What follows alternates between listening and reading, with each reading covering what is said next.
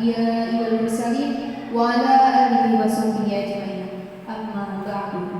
Alhamdulillah, puji syukur mari kita panjatkan kehadirat Allah Subhanahu wa taala yang mana atas karunia-Nya kita dapat berkumpul bersama dalam rangka diseminasi budaya positif untuk memenuhi salah satu tugas pada program Guru Penggerak angkatan ke-9 tahun 2023. Salawat beserta salam senantiasa tercurah limpahkan kepada baginda besar Nabi Muhammad SAW.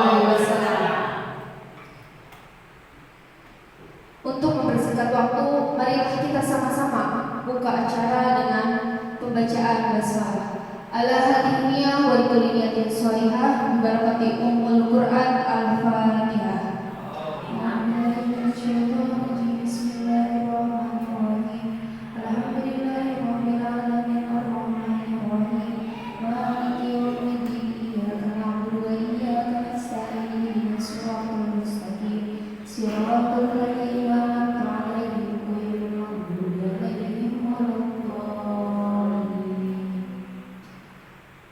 Untuk acara selanjutnya yaitu sambutan yang akan disampaikan oleh Kepala Sekolah SDN Mulia Saleh 3 Ibu Sarwati SPD SD. Kepadanya dipersilakan.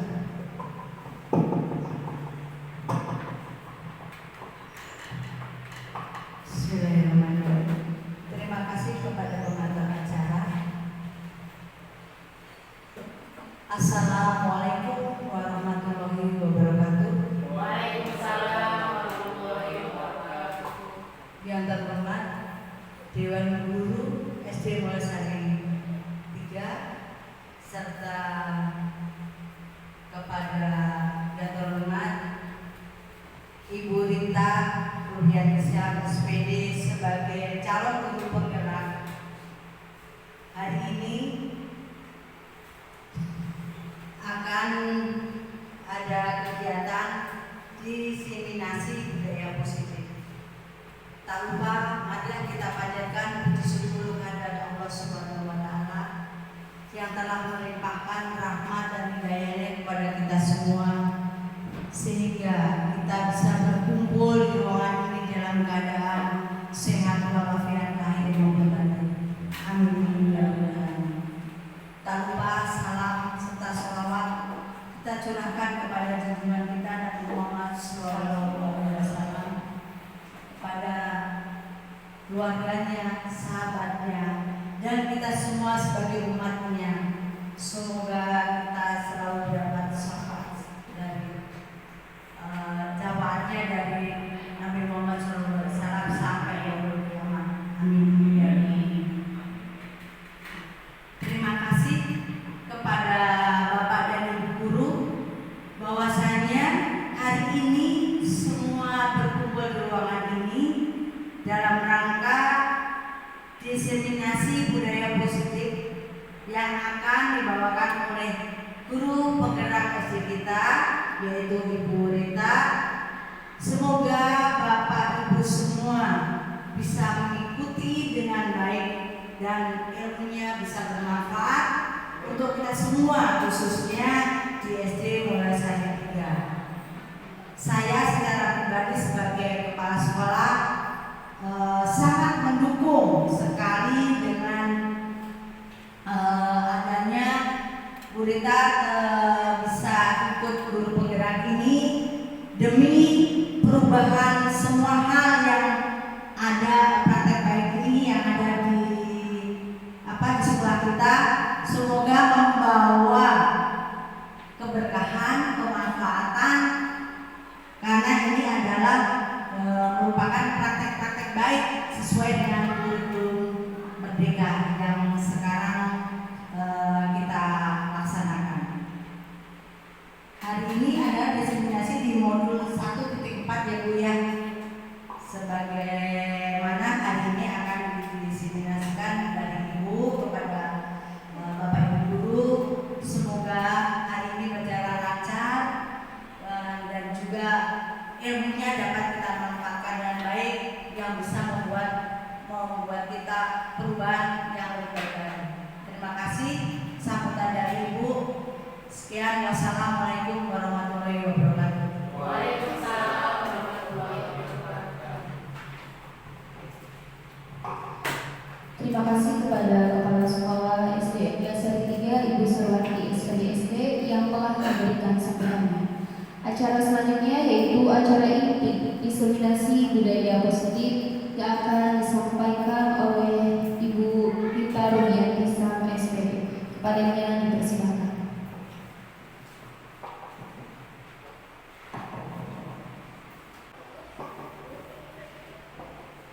Bismillahirrahmanirrahim. Assalamualaikum warahmatullahi wabarakatuh. Alhamdulillahirrahmanirrahim. Assalatu wassalamu ala asrofil anbiya'i wal mursalin wa ala alihi wa sahbihi ajma'in. Yang terhormat Ibu Kepala Sekolah SD Mulia Sari 3, yang saya hormati Bapak dan Ibu guru, rekan-rekan sejawat saya di SD Mulia Sari 3.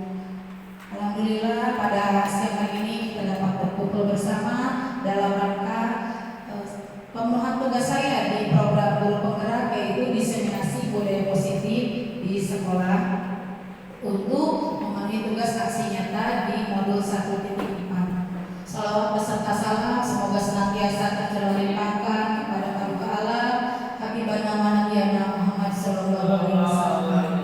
Terima kasih kepada pembawa acara yang telah membantu berjalannya acara ini dengan lancar. Baiklah Bapak Ibu, guna menyingkat waktu, mari sama-sama kita simak apa sih diseminasi budaya positif di sekolah itu. Nah, kenapa sih saya harus melaksanakan diseminasi ini? Ini adalah latar belakangnya.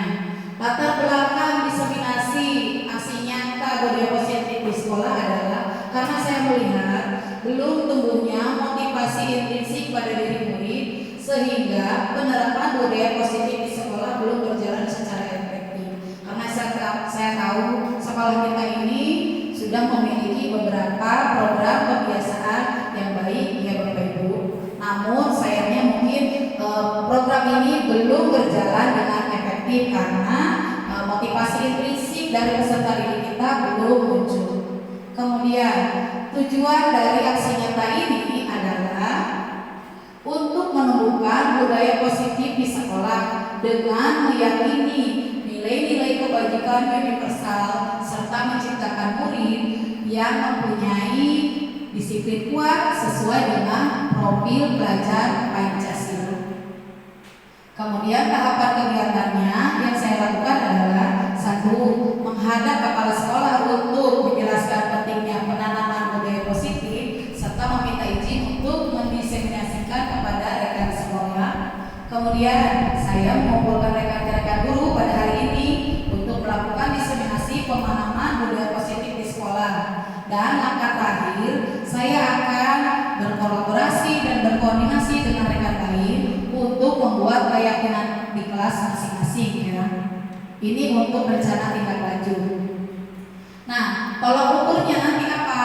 Untuk murid ini nanti diharapkan murid kita dapat melaksanakan keyakinan kelas yang telah disepakati bersama dengan kesadaran diri penuh, tanggung jawab, dan akhirnya kebiasaan baik dari dalam diri murid ini akan menjadi cerminan profil belajar Pancasila.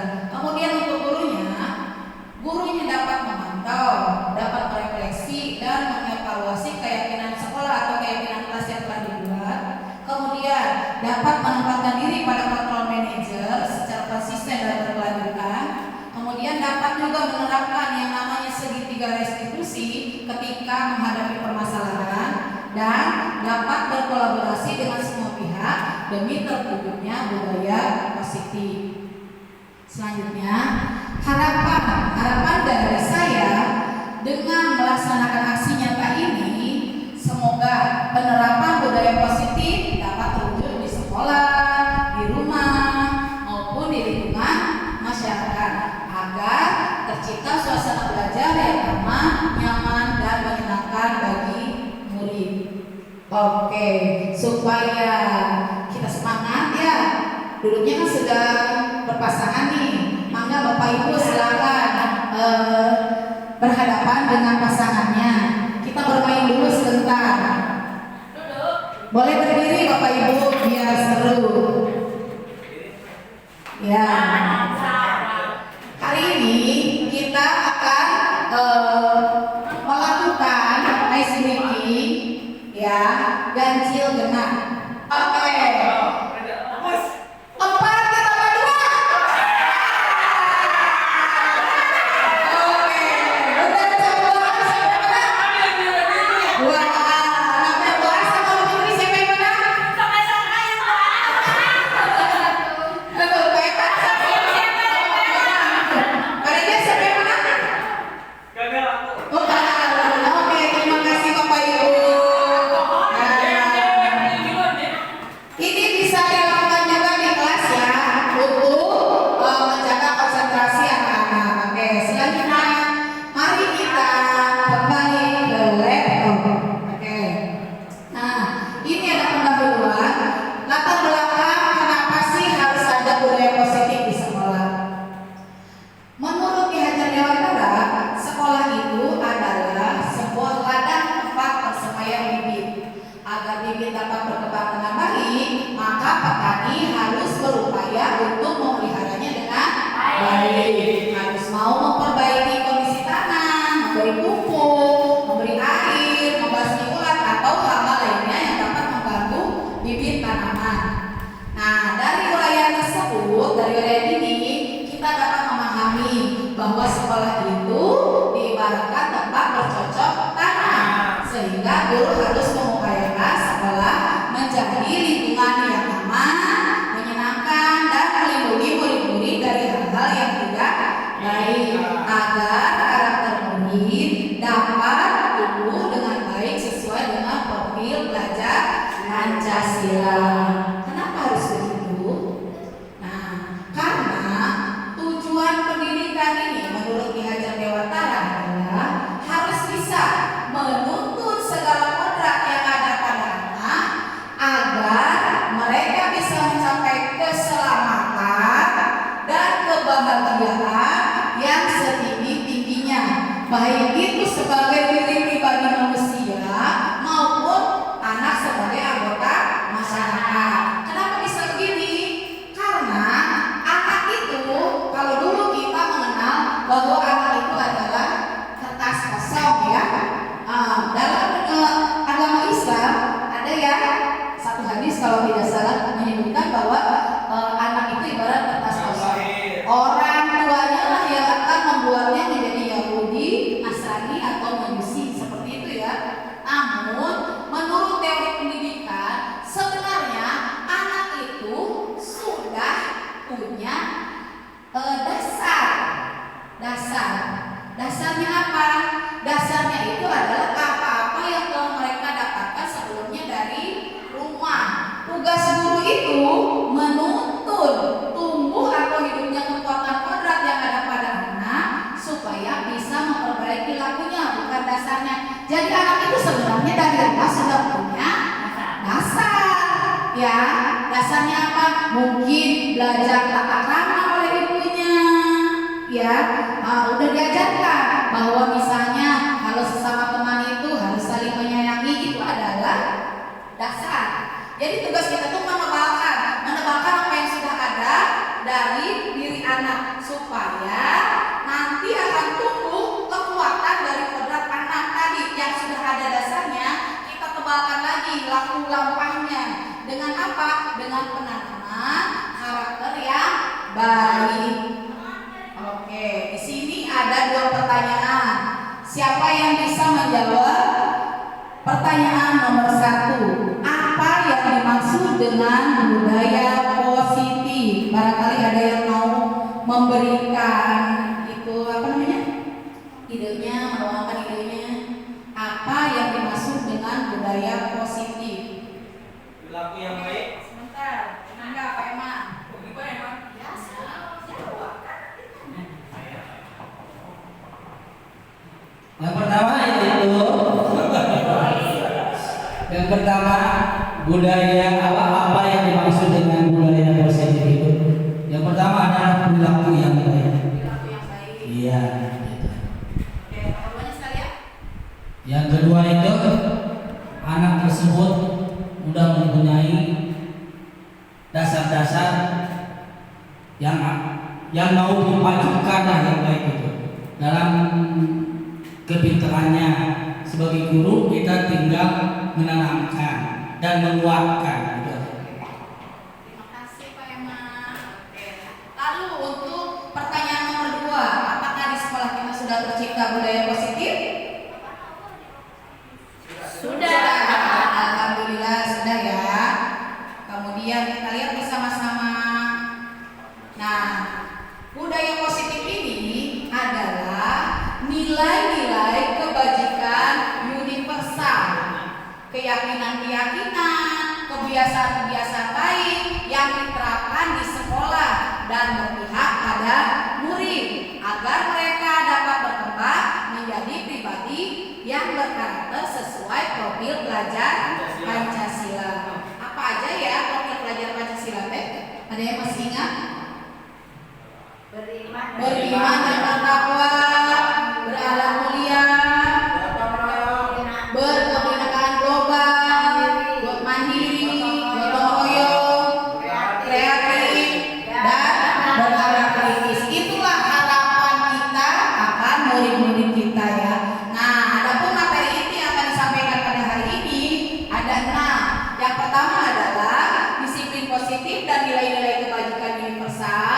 Kemudian teori motivasi, hukuman, penghargaan dan restitusi. Kemudian ada keyakinan kelas, ada kebutuhan dasar manusia, ada 5 posisi kontrol dan segitiga restitusi. Oke. Nah, sebagaimana kita tahu, sudah 2 tahun belakangan ini ada perubahan paradigma belajar pada dunia pendidikan kita. Nah, apa itu? 2 tahun ini kita sedang menjalankan atau mencoba mengimplementasikan apa itu yang dinamakan kurikulum merdeka. Dengan harapan, nah di kurikulum merdeka ini akan tumbuh karakter tadi, karakter yang sesuai dengan profil pelajar Pancasila. Nah, karena tadi menurut Ki Hajar Dewantara itu sekolah adalah tempat persemaian bibit, ya, otomatis tugas kita menghadirkan sekolah agar menjadi tempat yang aman, nyaman, dan menyenangkan bagi murid supaya tadi bisa tumbuh menjadi bibit-bibit yang unggul, ya, karena tidak mungkin bibitnya unggul tapi tempatnya jelek, tidak akan maksimal tumbuh kembangnya. Bukan begitu Pak Adi? Nah, jadi tugas kita itu karena kita petani ya, anak-anak kita itu bibitnya, bibit unggulnya, tugas kita itu tadi memupuk ya, memberi air, memberikan lingkungan yang bagus supaya kelak bibit-bibit unggul dari sekolah kita ini bisa berkembang sesuai harapan. Nah, untuk membangun budaya positif, untuk melahirkan bibit-bibit unggul tadi butuh tempat yang bagus. Jadi sekolah harus menyediakan lingkungan yang positif, yang aman, nyaman, dan menyenangkan agar siswa ini mampu berpikir, bertindak, dan mencipta dengan mandiri, dengan merdeka dan bertanggung jawab. Dalam hal ini, di perubahan paradigma belajar ini, disiplin ini sangat berkaitan dengan kontrol guru terhadap murid, karena tidak mungkin murid kita akan berkembang dengan baik tanpa ada kontrol dari guru. Kemudian sekarang kita akan mencoba permainan cobalah buka, ya.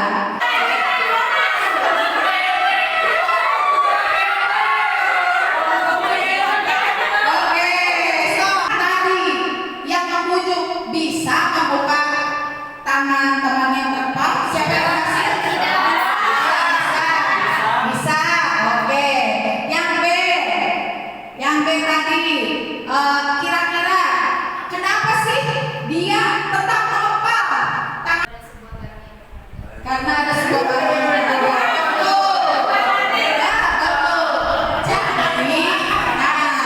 Jadi sesungguhnya pertanyaan nomor 3, siapa yang memegang kendali atau kontrol untuk membuka dan menutup kepala tangan?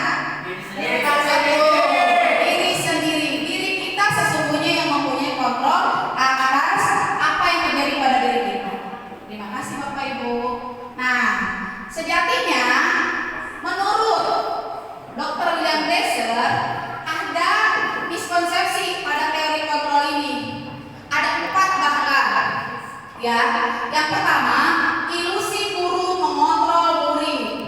Nah, ini kesalahan, miskonsepsi, salah paham. Kenapa? Karena kita merasa bahwa saya guru, saya bisa mengontrol murid. Padahal sebenarnya murid juga punya kontrol atas dirinya sendiri. Kemudian ilusi bahwa semua penguatan positif itu efektif dan bermanfaat. Ada kalanya bisa ya, penguatan positif itu ada kalanya efektif dan bermanfaat, ada kalanya juga tidak. Kemudian ada ilusi bahwa kritik dan membuat orang merasa bersalah itu bisa menguatkan karakter. Bagi sebagian orang mungkin ketika dikritik bisa menguatkan karakter, tapi bagi sebagian yang sifatnya baper ya, mungkin dia akan malah menjadi down ketika dia dikritik atau dibuat merasa bersalah ya. Kemudian yang keempat ada ilusi bahwa orang dewasa memiliki hak untuk memaksa. Nah ini rata-rata ya, karena kita merasa guru kita lebih dewasa dari anak-anak, kita berhak untuk memaksa. Padahal itu adalah teori kontrol ya keliru Bapak Ibu ya. Ini empat ini keliru menurut Dr. Lia Blazer. Nah lalu di poin pertama tadi materi inti adalah disiplin positif dan nilai-nilai kebajikan universal. Sekarang apa sih makna disiplin itu? Coba siapa yang mau membantu memberikan penjelasan? Tadi bapak-bapak, sekarang ibu-ibu, maka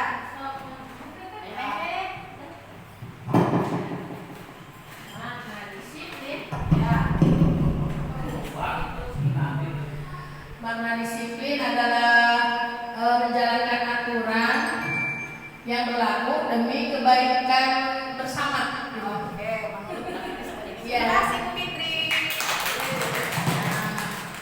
Melaksanakan aturan. Oke, jadi sama-sama bentuk kepatuhan ya ketika kita disiplin itu. Kita lihat bersama.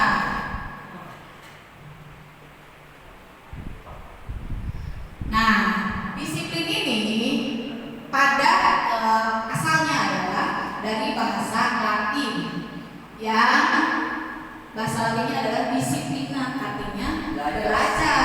Ada hubungannya nggak sama patuh? Ada hubungannya sama patuh? Kata belajar ini. Nah, ya. Sedangkan dalam budaya kita makna disiplin ini tadi menjadi sesuatu yang dilakukan seorang pada orang lain untuk mendapatkan kepatuhan. Karena kita cenderung menghubungkan kata disiplin ini dengan ketidaknyamanan. Sedangkan menurut Ki Hajar Dewantara ya, yang namanya disiplin itu harus ada kemerdekaan. Jadi bukan pemaksaan, bukan ketidaknyamanan. Justru disiplin itu timbul dari dalam dirinya sendiri ya. Jadi kita yang mewajibkan, bukan orang lain yang mewajibkannya. Nah, ya, sebab kalau di sini ada sebuah disiplin itu bersifat self disiplin, yaitu kita sendiri yang mewajibkan dengan sekeras-kerasnya, tapi itu sama saja. Kalau kita tidak cakap melakukan self disiplinnya, maka wajiblah penguasa tadi, posisi kita sebagai guru ya di sekolah, mendisiplinkan juga.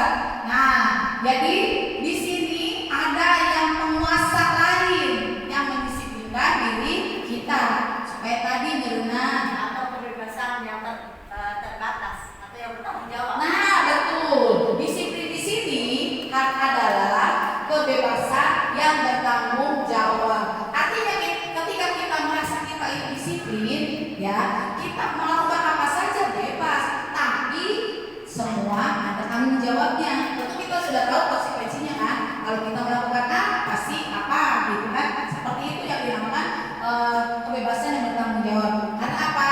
Tadi kan disiplin itu kemerdekaan. Di mana ada disiplin itu harus ada kemerdekaan yang sebebas-bebasnya. Nah, di sini definisi merdeka menurut Ki Hajar Dewantara itu artinya tidak hanya terlepas dari perintah, tapi juga cakap memerintah diri sendiri.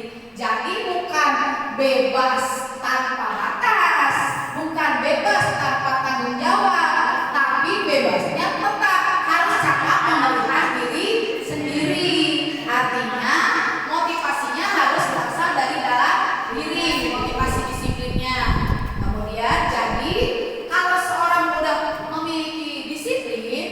berarti mereka bisa bertanggung jawab terhadap apa yang dilakukannya karena mereka menjalankan tindakan itu berdasarkan nilai-nilai kebajikan universal.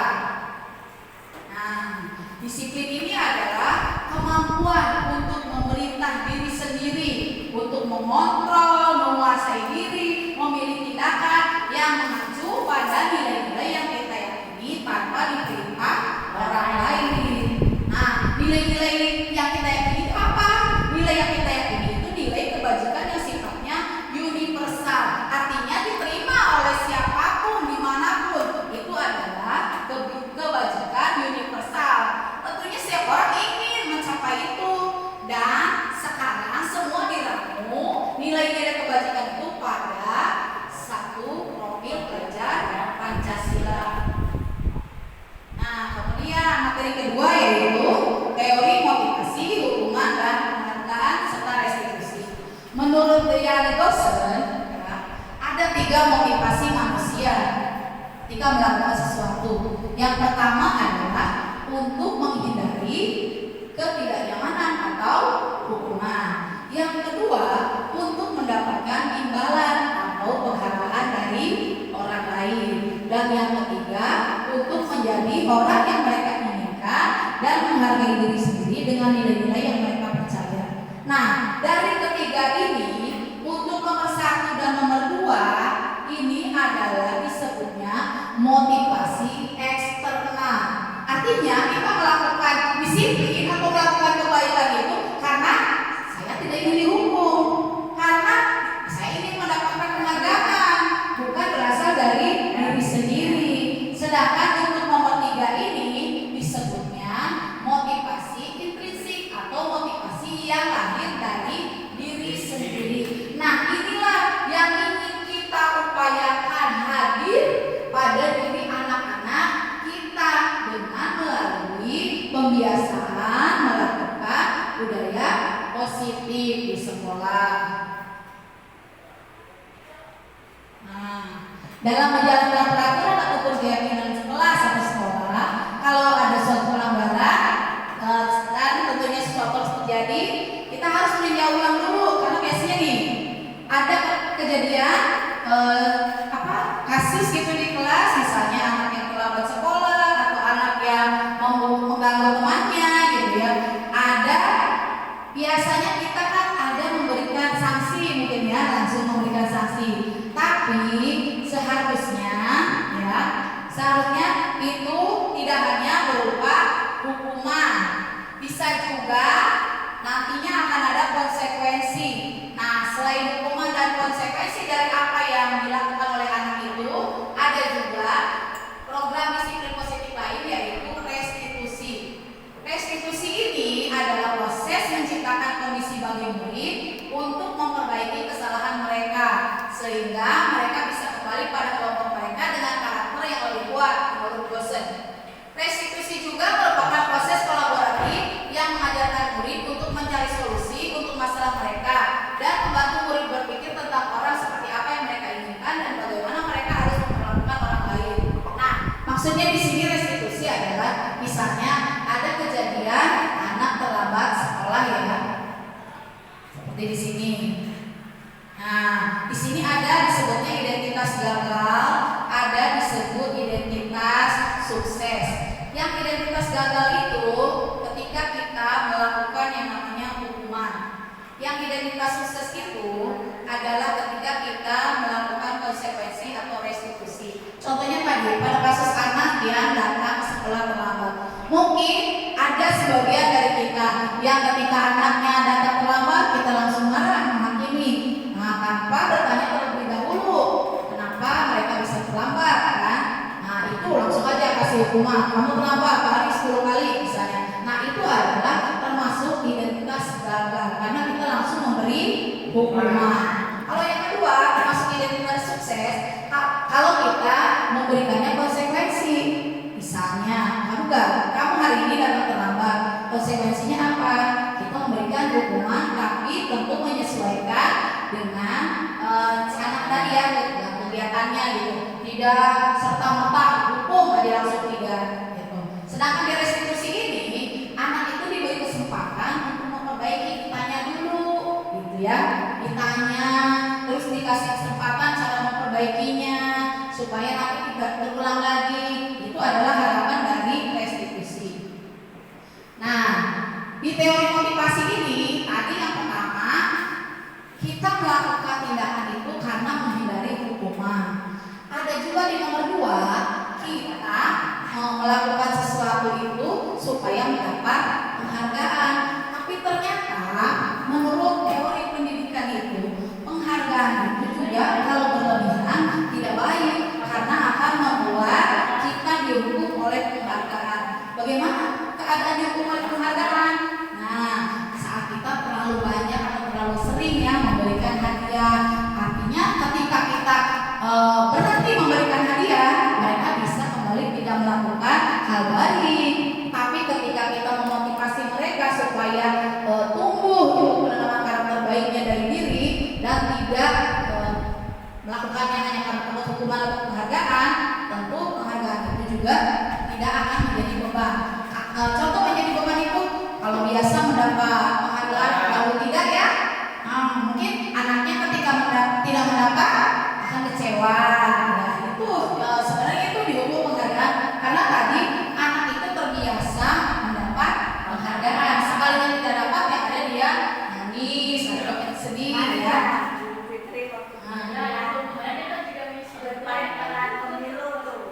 Oh iya, seperti kemarin ya Alif ya waktu pemilihan kelas itu kan ketika tidak dapat dia nangis, kecewa gitu. Mungkin itu karena Alif itu dihukum penghargaan gitu ya, karena terbiasa mendapat penghargaan, mendapat yang terbaik gitu kan. Jadi ketika dia tidak mendapat hasil sesuai yang dia inginkan, yang ada dia kecewa. Nah, yang ketiga ini adalah keyakinan kelas. Mengapa harus keyakinan kelas dan bukan peraturan kelas? Siapa yang bisa menjelaskan? Tadi Pak Imam sudah, Bu Putri sudah. Barangkali Pak Reza mau menjawab? Silakan, Pak Reza atau Pak Reza mana?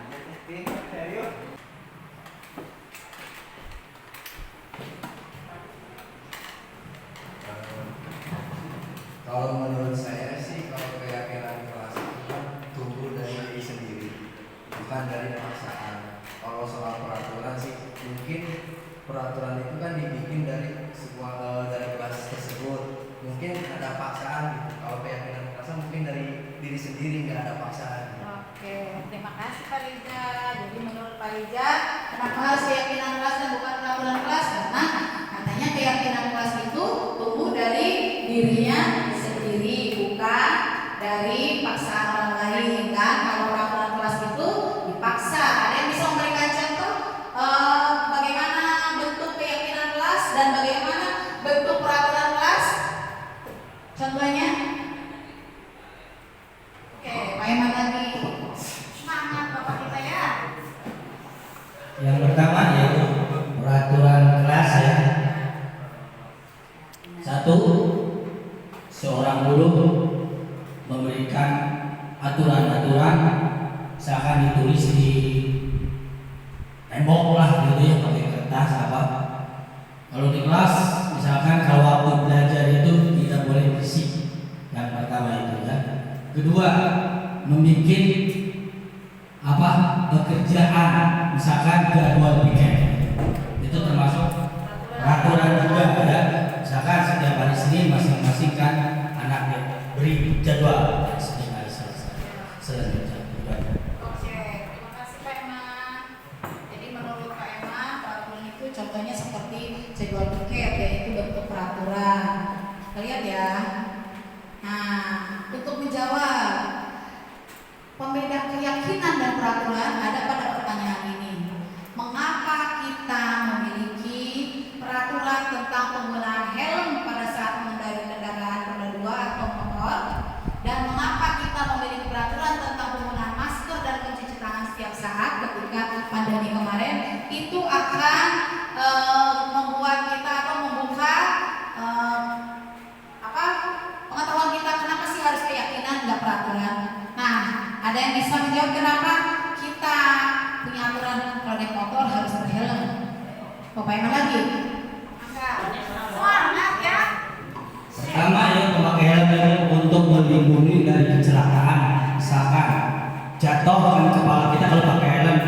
langsung ngedungsuk bocor. Keduanya yaitu aturan-aturan dari lalu lintas, memang pakai motor itu harus pakai helm, itu ya aja. Jadi menurut Pak Herman, kenapa kita harus pakai helm? Intinya ya untuk keselamatan, melindungi diri kita ya. Kalau terjadi kecelakaan bisa minimal terselamatkan gitu ya, tidak terkena benturan. Nah, begitupun ketika kita melaksanakan, kenapa sih harus pakai masker untuk COVID kemarin atau harus sering-sering cuci tangan, itu juga untuk keselamatan. Nah, ketika kita berpikir bahwa melakukan itu semua untuk keselamatan, itulah yang disebut keyakinan.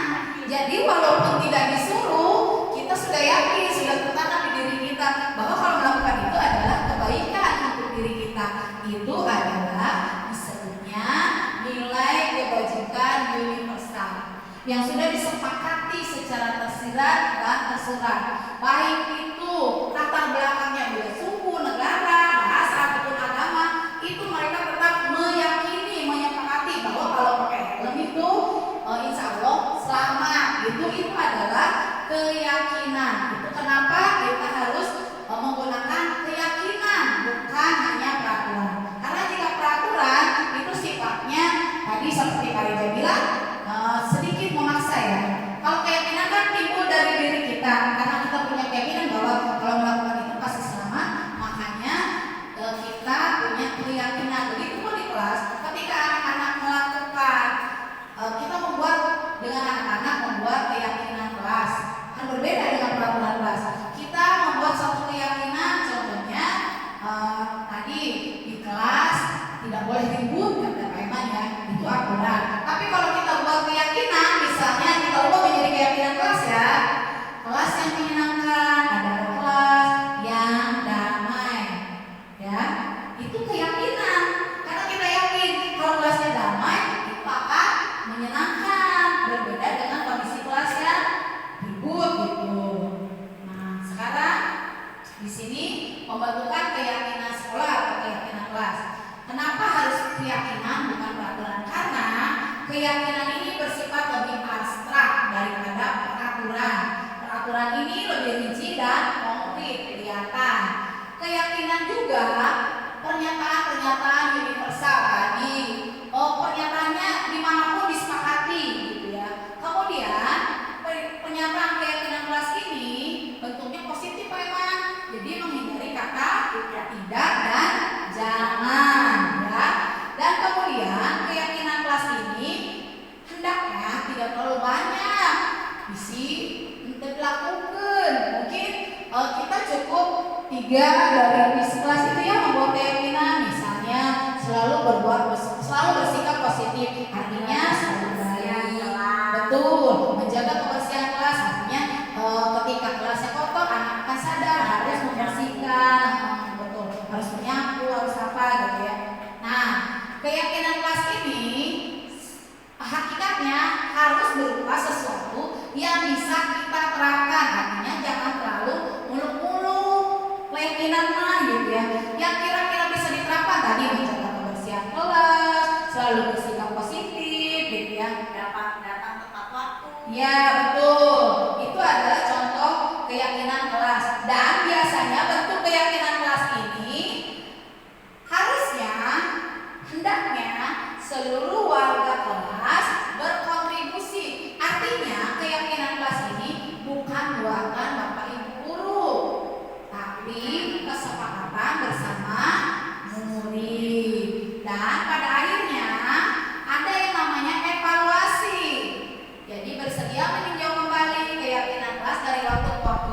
Jika sekiranya oh iya mana hurteuing misalnya gitu si keyakinan kelas kita teh, boleh kita pertimbangkan ulang karena ternyata anak-anak kita nggak mampu melakukannya misalnya gitu. Nah, untuk materi keempat yaitu tentang kebutuhan dasar manusia. Ada 5 kebutuhan dasar manusia menurut teori Dr. William Blazer dalam choice theory. Ini ada studi kasus ya, Bapak Ibu silakan dibaca dan terangkan kenapa sih alasan Dodi melakukan ini. Kasusnya Ibu Ambar, guru wali kelas SD Pelita Hati sedang bingung menghadapi ulas salah satu murid di kelasnya, yaitu Doni. Beberapa anak di kelas 2A telah datang padanya dan mengeluhkan Doni yang seringkali meminta bekal makan siang mereka dengan paksa. Jika Anda menghadapi situasi seperti Ibu Ambar, apa yang akan Anda lakukan? Menurut Anda, kira-kira apa alasan Doni melakukan hal itu? Sok maka yang belum bersuara, Wah, barangkali? Kelas 2 ya, Bu Akhir?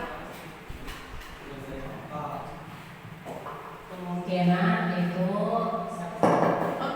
Doni di rumahnya kurang banyak dikasih pekannya, atau kemungkinan di rumahnya nggak makan atau sarapan dulu, atau dikasih apa gitu sama orang tuanya. Makanya juga dikasih sedikit, sudah cukup buat jajan setengah hari di sekolah.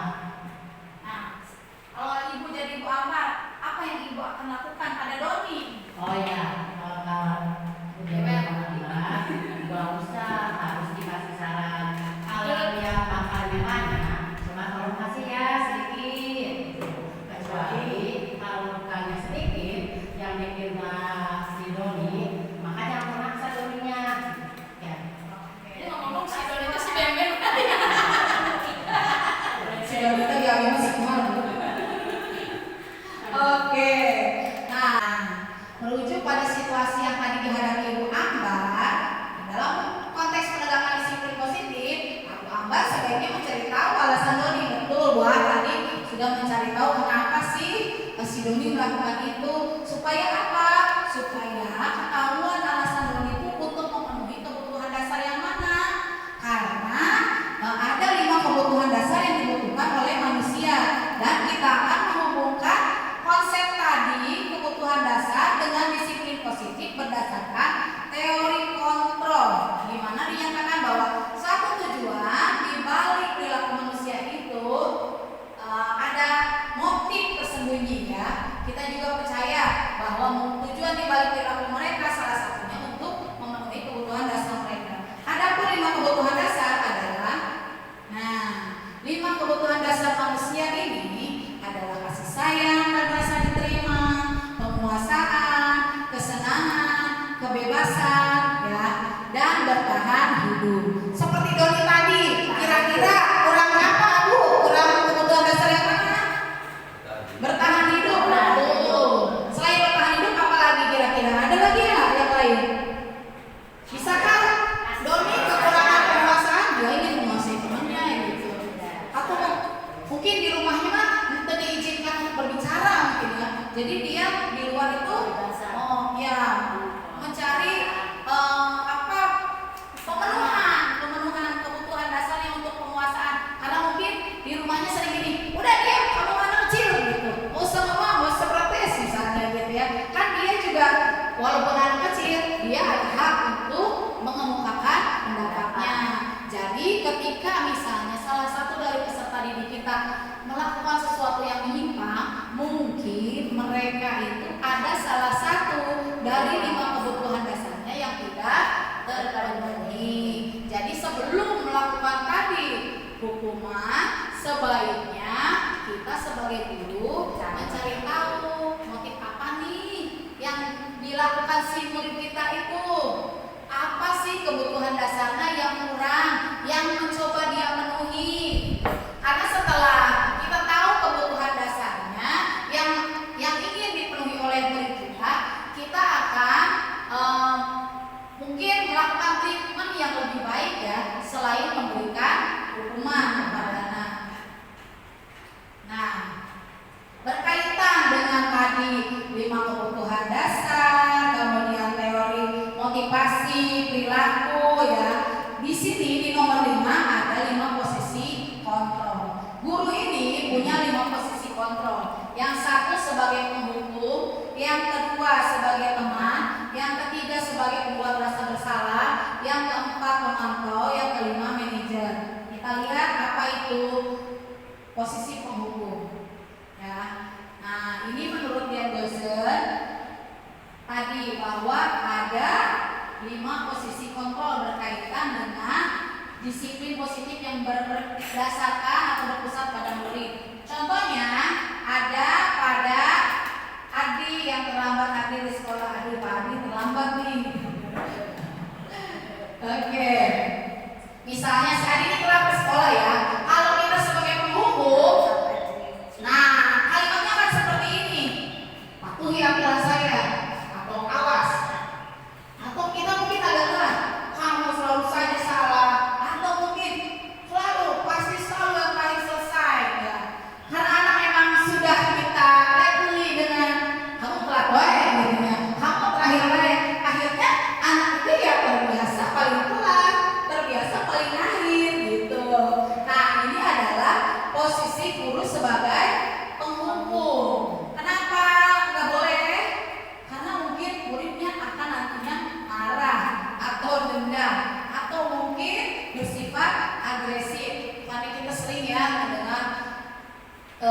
generasi sekarang banyak kejadian, ada mahasiswa yang gagal skripsinya langsung bunuh diri atau mungkin melakukan kejahatan kepada dosennya. Nah mungkin ini dia karena dendam motivasinya ya. Kemudian ada lagi guru ini posisinya jadi pembuat merasa bersalah. Kita sering melakukan ini mungkin, saya terutama ya. Ada kalimat, ibu sangat kecewa dengan kamu. Berapa kali Bapak harus memberitahu kamu ya? Di sini juga penghukum dan membuat merasa bersalah itu termasuk identitas gagal, Pak. Karena kita udah menghukum, terus membuat mereka merasa bersalah. Oke, untuk anak yang mungkin mentalnya baja, dia kuat ya, dia tidak akan merasa baper. Untuk anak yang baper, mereka akan jadi lebih down, bukan bangkit ya. Di pembuat rasa bersalah ini, mungkin kalimatnya tidak sekeras penghukum tadi ya, tapi ada seakan-akan kita udah capek-capek kita ngajar ya gitu. Ternyata kamu teh QM misalnya gitu, itu termasuk ya pembuat rasa bersalah itu. Nah kalau ini yang ketiga posisi teman. Di posisi teman ini tidak akan menyakiti murid, namun akan tetap berupaya mengontrol murid melalui persuasi. Ayolah, bantu demi Bapak ya. Kalimatnya lebih lunak gitu. Ayo si Bapak atulah. Nah mungkin ya betul seperti teman, tidak menghakimi ya kalau teman. Ayo ingat tidak bantuan Bapak selama ini. Wah kalau ini mah mungkin kebaikan ya. Jangan Pak ya. Jangan. Terus ya sudah hari ini tidak apa-apa, nanti bantu bereskan. Mungkin ini sering terjadi pada saya gitu ya, karena saya di kelas rendah tidak tega juga kalau anak misalnya lambat, ya udah pasti saya bantu gitu. Nah ternyata ini juga posisi kurang menguntungkan ya, walaupun tidak termasuk identitas gagal. Kemudian, nah mungkin ini sering juga dilakukan pemantau. Kalau pemantau ini ketika anak melakukan kesalahan, kita beri hukuman, kemudian kita pantau. Ayo kerjakan, ibu tunggu sampai itu istirahat. Kamu nggak bisa istirahat karena kamu nggak selesai misalnya gitu ya. Itu termasuk posisi pemantau yang sering juga. Nah terus ya diawasi, dikasih tugas karena dia pelan-pelan seperti kemarin ya si Adon nggak nulis nih, nah saya tunggu gitu karena dia tertinggal. Tapi bukan bentuk hukuman karena memang dia tertinggal. Tapi mungkin kalau bentuk hukuman ya saya tunggu, saya pantau, tungguin sampai akhir gitu. Nah itu posisi pemantau. Dan yang terakhir itu guru ini adalah harus menjadi manajer. Kalau jadi manajer mah guru teh lemah lembut, bijaksana gitu ya.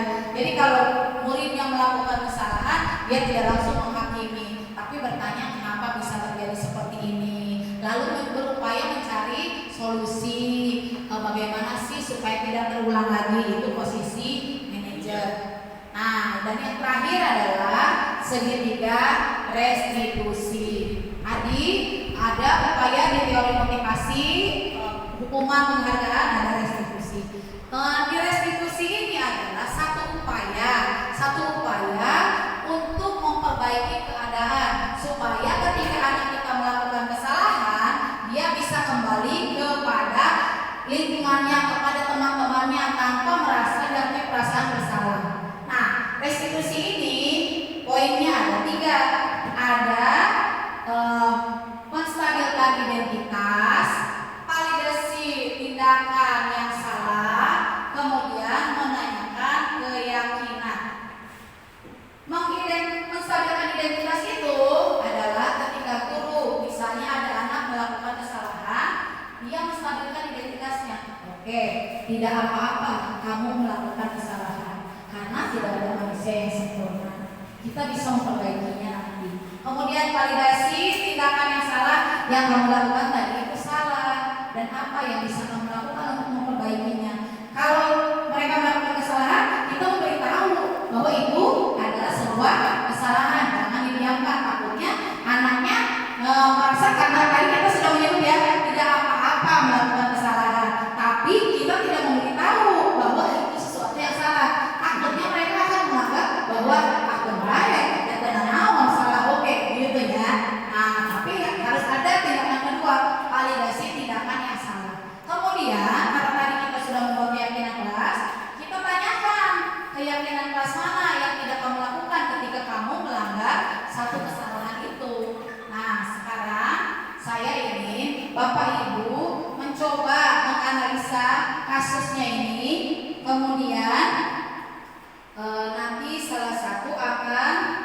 mempresentasi. Bapak Ibu sudah menerima satu teks percakapan antara Pak Joko, Mario, dan Adi.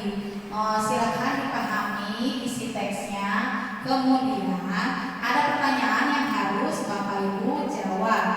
Ya, pertanyaannya adalah dari 5 posisi kontrol, posisi mana yang dipraktekkan oleh guru tersebut? Tolong dijelaskan. Silakan saya beri waktu 5 menit untuk berdiskusi dengan rekannya, menuliskan posisi kontrolnya apa di sana, dan nanti perwakilan akan membacakan hasil diskusi dengan rekannya. Silakan Bapak Ibu. Posisi kontrolnya kemana? Posisi kontrolnya yang mana? Posisi kontrol yang 5 tadi.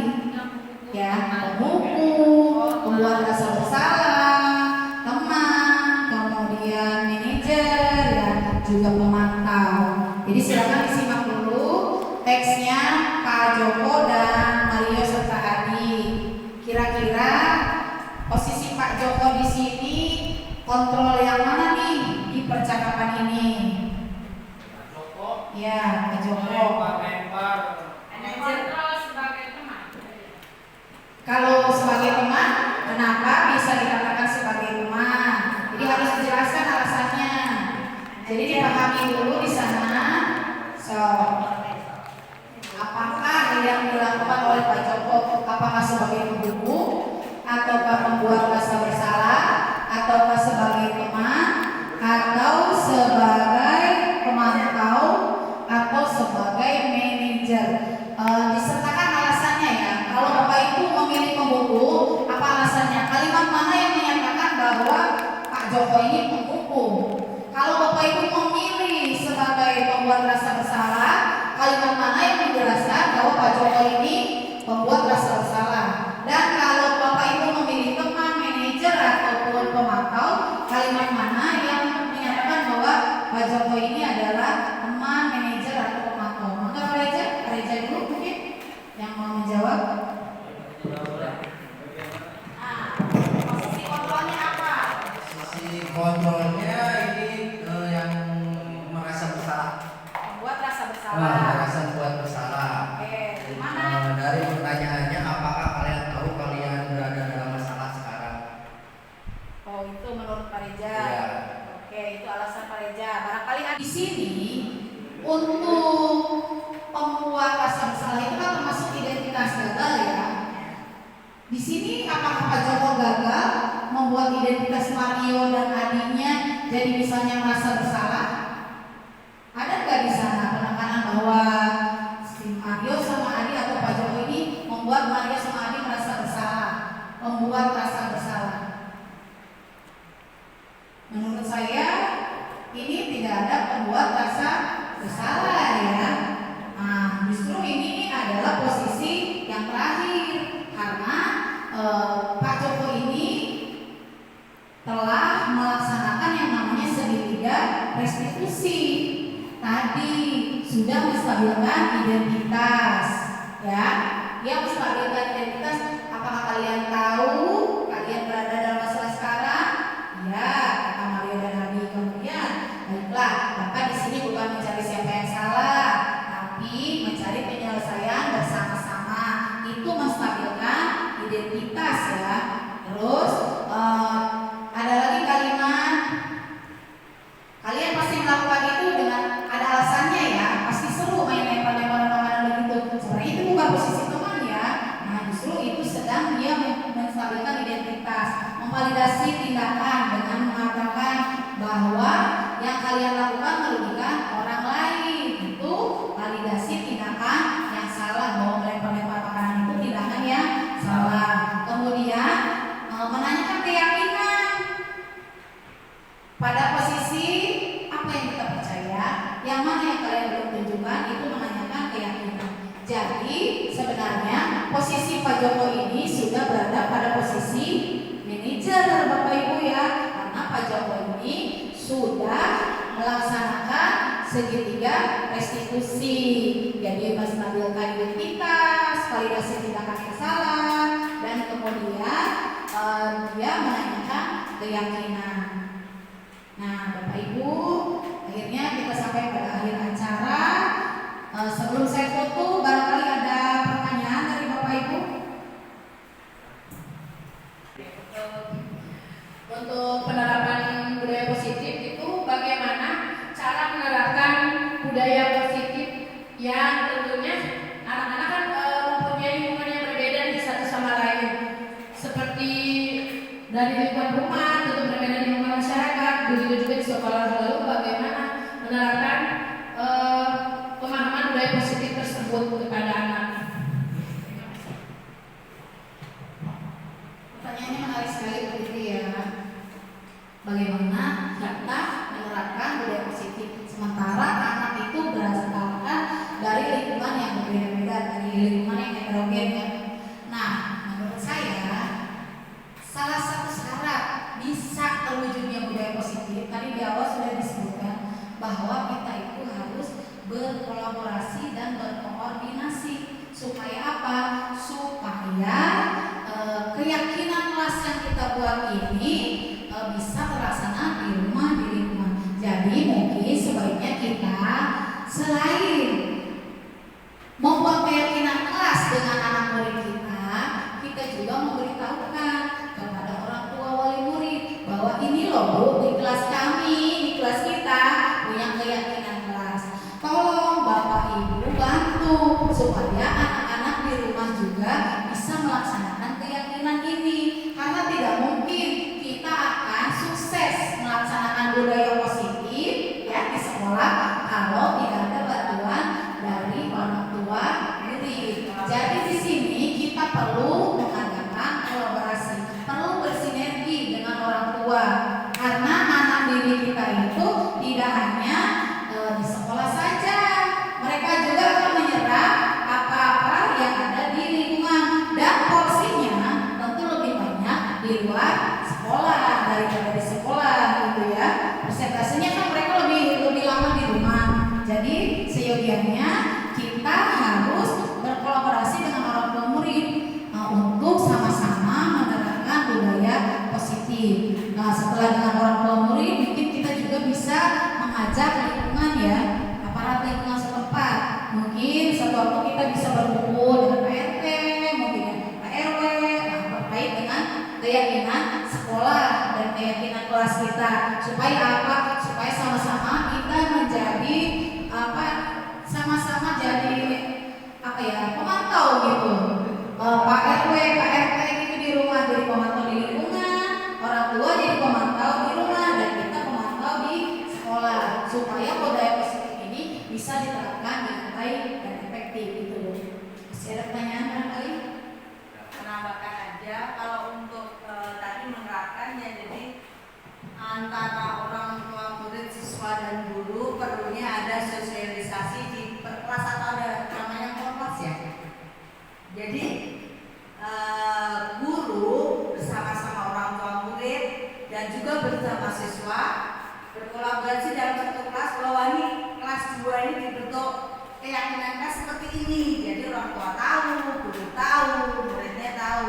Bisa nanti kalau misalnya dia di luar sekolah, orang tua akan memberitahu yang lebih luas lagi. Nih kalau nanti di masyarakat nggak boleh nih seperti ini gitu.